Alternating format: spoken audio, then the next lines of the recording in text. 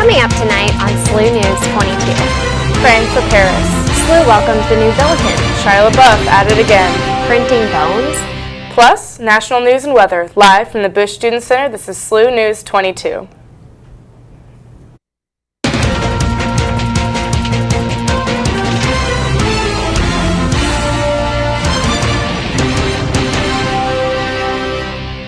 Good evening. I'm Heather Padilla. And I'm Parra. Thank you for joining us this evening. This past Friday, a series of coordinated attacks in central Paris resulted in the deaths of at least 129 people and over 350 were left injured. The attacks occurred at several locations across metropolitan Paris. The Stade de France was hosting the French national soccer team in a match against the German national soccer team when a terrorist detonated an explosive vest in the security check to enter the stadium. 2 more explosions occurred outside and around the stadium. 4 cafes and restaurants were attacked in succession by several attackers, killing dozens. An associated group of assailants attacked a concert at the Bataclan Theater, killing or wounding over 100 more people. The attack is related to ISIL and involved members from Syria and France. ISIS claimed the attack was in retaliation for French military presence combating ISIL in Syria. French President Hollande, who was present at the soccer match, called the attack, quote, an act of war, end quote. In the days after the attack, France has increased its bombings on ISIL training camps. The U.S. has also increased strategic bombings in the region. The attack comes in the wake of the crash of Metrojet Flight 9268 in Egypt, which ISIL has claimed responsibility for the deaths of the 224 aboard on October 31st. Flight investigators have yet to definitely state that the crash was caused by an ISIL attack. An earthquake registering a 7.0 magnitude struck near southern Japan on Friday, causing a 1-foot-tall tsunami. No damages or deaths have been reported as a result of the incident. Meteorologist Emily Borah is in the Weather Center with our first forecast. Emily, how's it looking out there?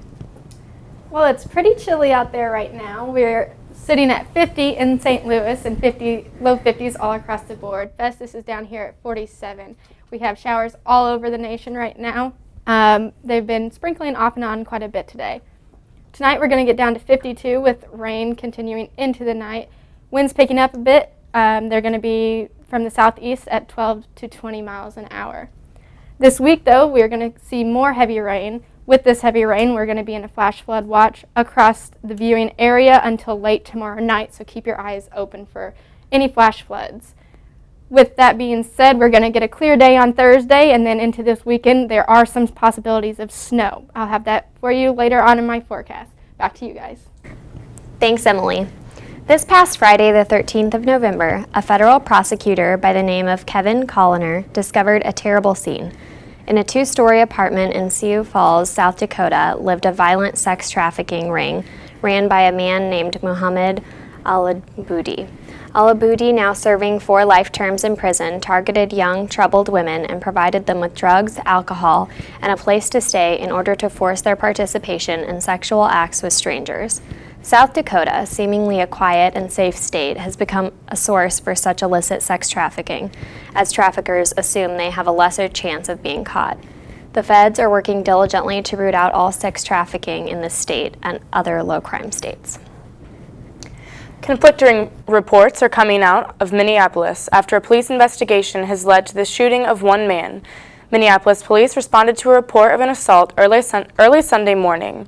Paramedics were treating an injured man when police arrived on the scene. Another man was around the scene, and the police attempted to calm him near the paramedics. A struggle ensued, and the man was shot and killed. Police claim the man was not handcuffed, while eyewitnesses claim that the man was handcuffed. Bystanders were upset by the shooting and claimed that police used chemicals to disperse the crowd. The man who was shot was transported to a hospital and remains in critical condition. Protests followed throughout Minneapolis Sunday afternoon, ending with protesters demonstrating in front of a police precinct. 2 officers have been placed on paid leave after the incident. Several U.S. governors have said they are putting on hold programs to resettle Syrian refugees in their states after the attacks in Paris on Friday evening. Governor Rick Snyder of Michigan said he was suspending the acceptance of new refugees until a security review could be completed. Leaders of Alabama, Texas, Arkansas, and Louisiana have said they would oppose the settlement of any more.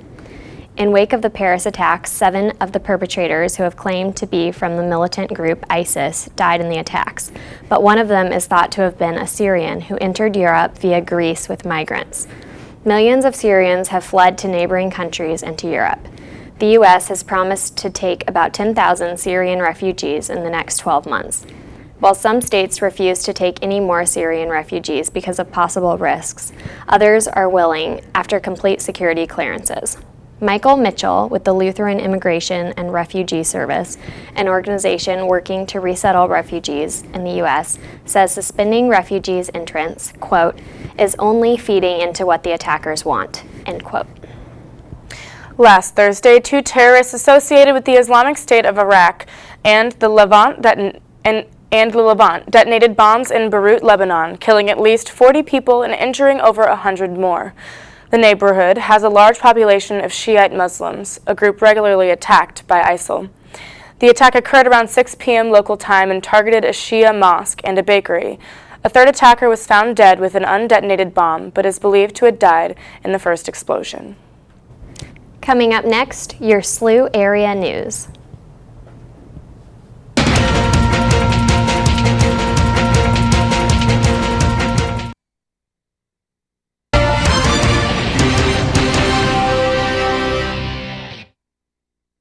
Today, St. Louis University unveiled the new logos for SLU. Field correspondent Monica Ryan has the full story. Monica? Hi, this is SLU-TV correspondent Monica Ryan, and we're here today to look at the unveiling of the new SLU logo. But before we get some student reactions, let's take a look at the Billiken history. One of the most frequently asked questions at SLU is, what is a Billiken? The textbook definition is the Billiken is a mythical good luck figure who represents things as they ought to be. The Billiken was first designed by Florence Pretz in 1908, although we're not really sure when the Billiken first became linked to SLU, but there are several popular stories which tie the Billiken to John Bender, the coach of SLU's football team in 1910. The Billiken has been changed several times from its original design throughout SLU history, and this week we have rebranded again. SLU students and alum packed into Chaffetz Arena for the unveiling of SLU's new brand, which included the fleur-de-lis and the Billiken. And today, as you know, you will see a new logo for St. Louis University, and you will see a new logo and marks, and yes, a new Billiken for Billiken Athletics. So, why change it? Well, first off, it's been 20 years since we've done anything to it. Secondly, we want to modernize and simplify our logo and brand image. We want to create a unified and consistent brand, as Dr. Costello said, across the institution. We want to stay current and on trend, and perhaps most importantly, in just 2.5 years, we have our bicentennial coming up. What a great time to make the change, to get this rolled out in time for our 200th anniversary. President Dr. Fred Costello.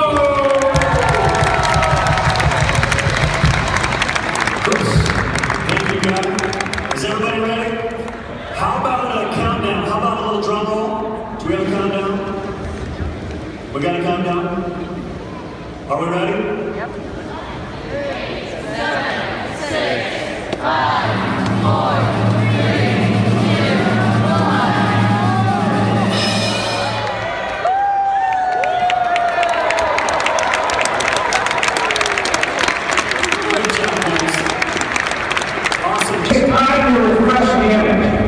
refresh the Billiken, to better reflect the energy and commitment, the loyalty, the passion that you all display.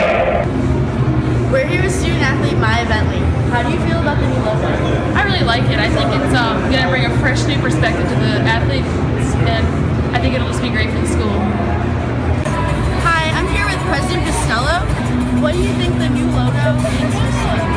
It's exciting. It's been a while since we refreshed our logo. I think it's a little more contemporary. I think it's a little more compelling. By using it consistently throughout the university, I think we'll even be able to better brand St. Louis University. I'm with Matt LeBlanc, a SLU alum. What were your reactions to the new logos? So I think the fleur-de-lis and the seal is a great rebrand. It's a modern take on the fleur-de-lis, so that's great. I love that. The Billiken, not a huge fan, I'll be honest. I said the only place that Billiken is going to look good is on the airplanes because it's got that look for the flying Billikens. Other than that, the Billiken can take a hike. We're here with student athlete Jermaine Bishop. How do you feel about wearing the new logo this season? I'm excited. Yeah. I'm here with SLU students at the new logo unveiling. What are you guys' reactions? I wasn't a huge fan of the Billiken. Billiken freaks me out already, but it was kind of a little different. I kind of like the older one, but I really like the new fleur-de-lis, so that was nice. No, I completely agree. I like the fleur-de-lis a lot. The Billiken, I like it, but I did like the other one better. Thanks, Monica. Several gas stations along the Telegraph Road in South St. Louis County are selling gas for around $1.70 a gallon. One, a Phillips 66 station located at 6161 Telegraph Road, is selling gas for $1.59 a gallon. Earlier in November, Quick Trip claimed that their stations in St. Louis were selling gas at the same price they paid for it, operating at a zero margin. Do you want to help first-year students? Applications are now live on SLU Groups to become a first-year experience leader. Applications are due January 15th, and questions should be directed to Jordan Glasser at jmglaser@slu.edu. This Tuesday, November 17th, join Dine SLU at either Griesedek or Reinert Dining Halls for a Thanksgiving feast. The dinner will be from 4:30 to 8 p.m. and it will feature hand-carved ham, turkey stuffing, and more. This week, St. Louis University will be hosting a variety of presentations, events, and panels as part of International Education Week. This is celebrated in more than 100 countries to promote international understanding and build support for educational exchange. There are several events in different locations around campus throughout the week, and the week comes to an end on Saturday with the a cappella fall concert at 8 p.m. in the Center for Global Citizenship. For a full list of events, visit slu.edu/global-citizenship/programs/international-education-week-2015. Join AED Tuesday, November 17th from 12 p.m. to 7 p.m. for a blood drive in the St. Louis room in the BSC. Donors are greatly needed. To make an appointment, find the link in this week's SGA email, but walk-ins are also welcome. Contact aed@slu.edu with any questions. St. Louis Outlet Mall, formerly known as the St. Louis Mills, is in the process of being sold at an online auction. The starting bid has dropped from $3.5 million a few days ago to $1.5 million today. This drop shows the mall's struggle in keeping tenants, as the mall now has 77% occupancy, down from 84% last year. The only main anchor left is Cabela's, which has an outside entrance, allowing customers to shop without having to enter the mall. While the mall is being sold, the city of Hazelwood is considering redeveloping the property into something other than retail. Ballpark Village's Winter Movie Night kicks off this Wednesday, November 18th, with an indoor showing of How to Train Your Dragon. The event is free and will be shown on the 40-foot Fox Sports Live TV. Doors open and movie-related activities start at 5 p.m. and the movie starts at 6 p.m. Visit stlballparkvillage.com for more details and info on how to get a free popcorn. Coming up next week, your Workweek forecast. Stay tuned.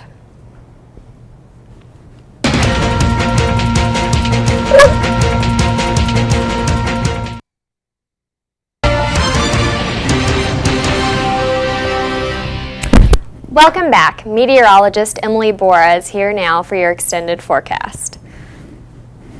Hi, Emily. So what's going on this week? Well, we're going to have rain. Lots of rain. Oh. We have a potential for flash floods as well as snow later on in the week.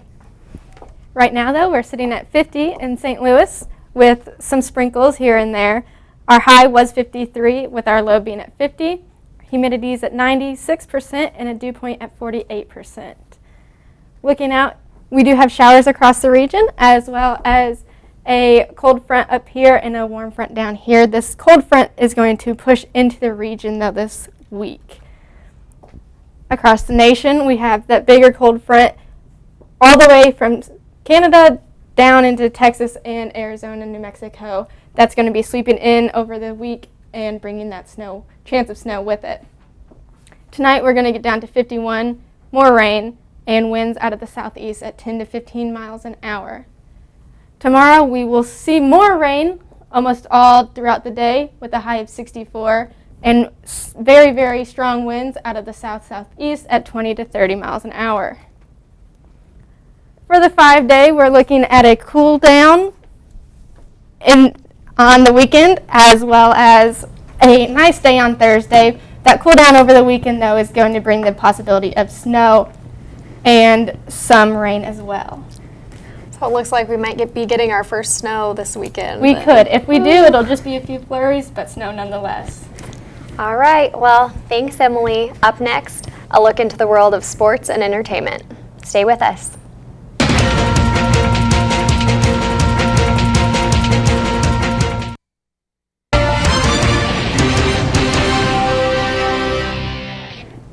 Welcome back.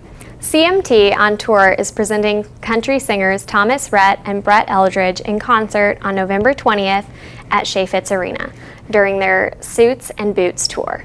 The pair currently dominates 2 spots in the top 10 country charts, and now both have released new albums this fall. Daniel Bradbury is also on the tour. Showtime is at 7:30 p.m. and tickets are still available at Ticketmaster.com. Last week, actor Shia LaBeouf spent 3 days in a New York movie theater watching all 27 of the films he's appeared in, including Transformers, Surf's Up, and the Even Stevens movie, just to name a few. He titled his 3-day binge #AllMyMovies and live-streamed it for all the world to see. Audiences watched as his face was illuminated in different colors by the flickering movie screen. The 3-day live stream was a huge success with a large number of viewers and endless material for memes that never get old. Spectre is at the top of the box office again this week, grossing $35.4 million. The Peanuts movie took the second spot for the second week in a row, pulling in a $24.2 million. Love the Coopers opened in the number 3 spot with $8.4 million. Among the losers are Goodbye Mr. Loser, Cartel Land, and Nasty Baby. Facebook activated its safety check tool in the wake of the Paris terror attacks. More than 4 million people marked themselves as safe within 24 hours after the safety check was activated. Some users criticized Facebook for not using the safety check in other violent incidents that happened that night. Before the Paris terror attacks, the safety check was only used for natural disasters. Facebook executives learned from the feedback and plan on using the feedback to be better in the future. We now have Monica Ryan in the SLU Sports Center with your SLU Sports Update. Monica, what's going on? Billiken's men's basketball got the win in their season opener this weekend against Hartford. To help the Billikens finish with a double-digit lead of 85-68, Mike Crawford had a game high of 17 points. This week, the Billikens play at SIUE, then come back Saturday to face St. Francis of Brooklyn.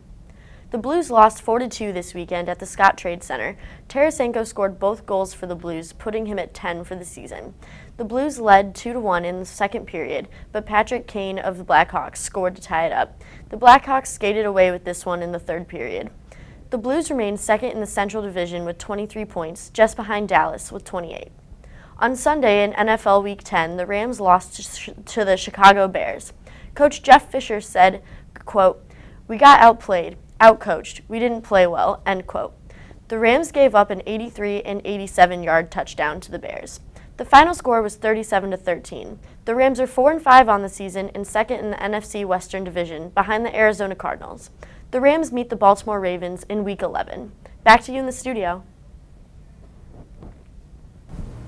Thanks, Monica. Scientists working for a company called EpiBone claim to be the world's first company to grow living human bone for skeletal reconstruction. EpiBone, founded in early 2013, has been working on regenerative medicine, using new technologies such as 3D printing to produce living human tissue and bone. While they have only tested their regenerative bones on pigs, EpiBone hopes to start clinical trials on humans in the next several years. Well, that sounds interesting. Yeah, definitely. What do we have for weather this week? Well, Thursday will be a nice day, so we can look forward to that. Other than that, it's going to be rain and cold. Yeah, November's been really nice so far. Yep, that's about to go out the door. On Thursday, it is going to be a chilly temperature, but we're going to have the only day of sunshine. Saturday morning, we could see a little bit of sun, but that's going to be followed by very cold temperatures and the possibility of snow. You think this will affect our sports this week at all? I don't think so, seeing that the Rams are out of town, and so I think it'll be okay for everybody. Great. Well, everybody bundle up this weekend. Well, and that's our show for tonight. Thank you for watching. Don't forget, you can always get the latest movie reviews and news online at slutv.slu.edu or follow us on Facebook and Twitter.